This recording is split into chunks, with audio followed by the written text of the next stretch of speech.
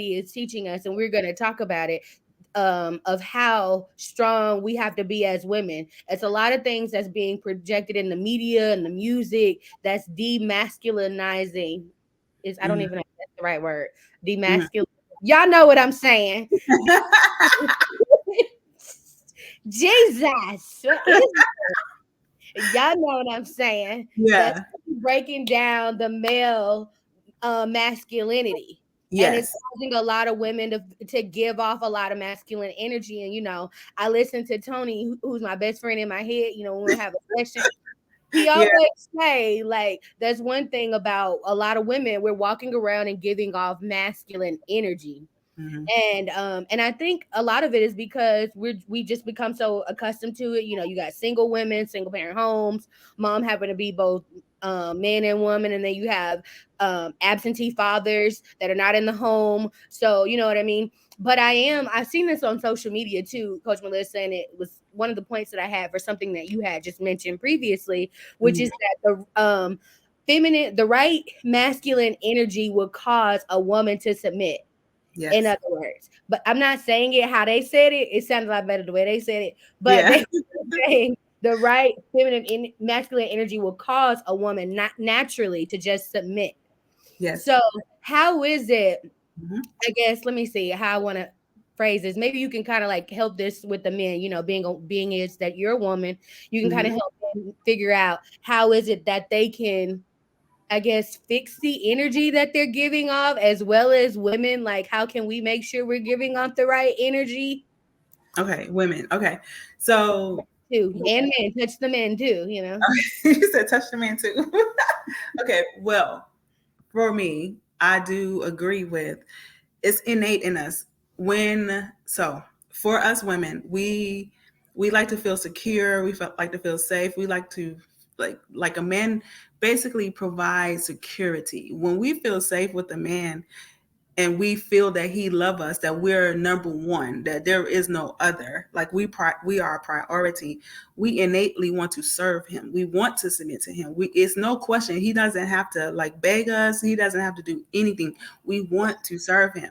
I Mm, feel like that for on the opposite end, for the male too, that when a woman makes him feel safe, so when we provide a safe space for him to lay his head and he don't that's worry safe. about us. Yeah, like a safe space, like just being able to talk to us, because I feel like men, they're closed up. Yeah. They feel safe to talk to you, like you can Yes. guard their heart. Their heart is guarded until they feel safe with you. When a Yeah. man feels safe with you, he will do anything for you. Yeah.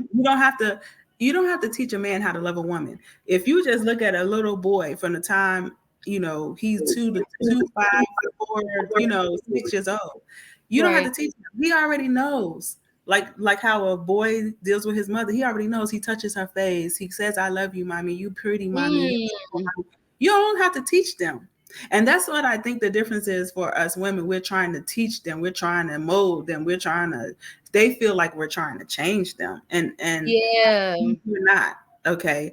So you can't bring, people want to call it masculine energy, feminine energy, but we are a woman, period, by nature, by birth, like we're women. In So every it sense of the will word. innately, we will innately become feminine to the man we feel safe with. And that man will be the man when he feels safe with us. So, it's like it's like this exchange. It's innate. You don't have to force nothing.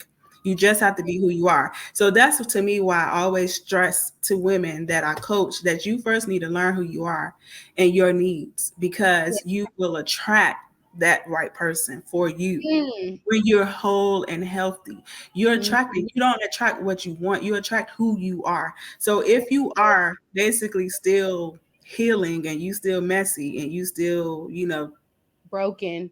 broken, you're gonna attract brokenness. Right. Period. If he's not working on himself, you're gonna attract that, because you're not. Because if you know yourself, and we just touched on this, if you know yourself, you're gonna see those people call it red flags, but to me, it's like you don't entertain something you know that is not going to work for you. I told you that. Like you don't even start the conversation. You already know where you're going. You already know who you are. You already know, like, especially if you're walking in purpose. Purpose for me is very important, and it's important for you. If you Don't don't go know, there too quick. Don't go there too quick. We don't go there. Say that. Don't go there. Don't go there. We gotta go there, but not right this second. Don't go there, coach. okay, well, I have to finish my sentence. So purpose is important. So if you don't know why you're here yet, then you're going to keep getting people that's going to be Yeah, distracting. Okay, so that masculine energy or that feminine energy, I don't put too much stock in it, because you will naturally be who you are. You know what I mean? Like, you don't have to really worry about that. Yes, we're strong. Yes, we have to sometimes be in single family homes, but that doesn't negate that you're a woman. That right. doesn't negate that you're soft. That doesn't negate when you have that man that actually loves you and is protecting you, you will soften up just Exactly. naturally. You don't have to worry about that. I don't worry about too much of that whole feminine masculinity thing. I don't. Yeah. And You I see think a that, lot about that. go ahead. You said a lot about that. There was one thing that someone asked a question. Perfect. I love this. Love that for Hmm. you. I have Hmm. a question. How do you feel you can help a man? I'm guessing get into his masculinity if the mother that was supposed to mold him wasn't there. I hope I explained that well. And I think that's a good segue to another question, Coach Melissa, about, society changing the roles in the family.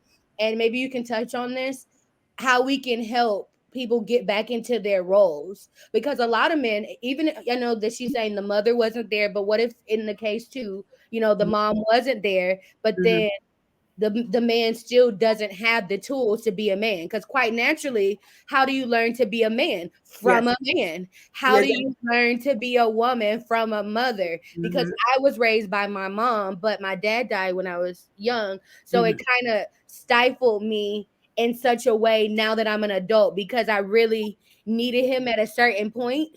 Yes. You know what I Hmm. mean? Yeah. So that I can become, the woman that I'm destined to become. But I Okay. really want you to talk about that. Okay. So again, I say this with love, everyone, because again, I'm about accountability, right? Yeah. I believe that it is kind of unnatural when we don't have a mother and a father to kind of have to play those roles in our life. But what I do know about God is that He always places that ram in the bush. You'll always have a grandpa. You'll always have that uncle. You'll always have that coach. Somebody is going to be placed on your path down your journey in life that, Somewhere. yeah, that will teach you or give you the fundamental things that you need. Okay. And to me, from a child into an adulthood, sometimes, like, we don't choose our parents, we don't choose the family we're born into, so I understand that sometimes it may look like it's a deficit at a certain point when you become an adult, because it's always something in us that know that there's more in us, or we want more. There's something else out there that's more than what we see. You Yeah. have to be responsible enough to go look for those answers. You can't just blame or use that excuse that I didn't have a father, I didn't have a mother.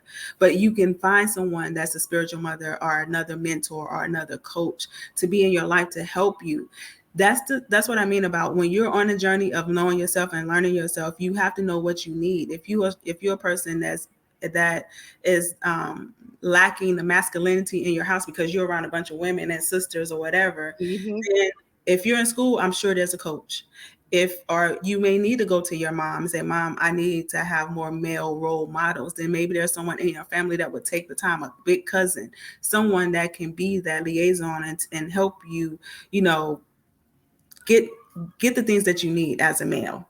Okay. For us Yeah. as a woman, like having our father, when you said your father passed away when you was younger, it's some kind of way you'll be able to get that. Like I said, he always put a ram in the bush. I also think that it's also the responsibility of the parent to help you, help give you the things that you need as well. And I hope I'm explaining that right too, You Natalie. are. You are. And I feel like what you're saying is really confirmation anyway, because my now pastor, I really do look at him like a dad, to be honest. He probably doesn't even know to what extent. Right. But I remember we were having a conversation on the phone maybe like a few months back, and I shared with him, I was like, I think you being in my life is at the right moment at the right time. I'm at the right juncture for when I actually need you. I like, Mm-hmm.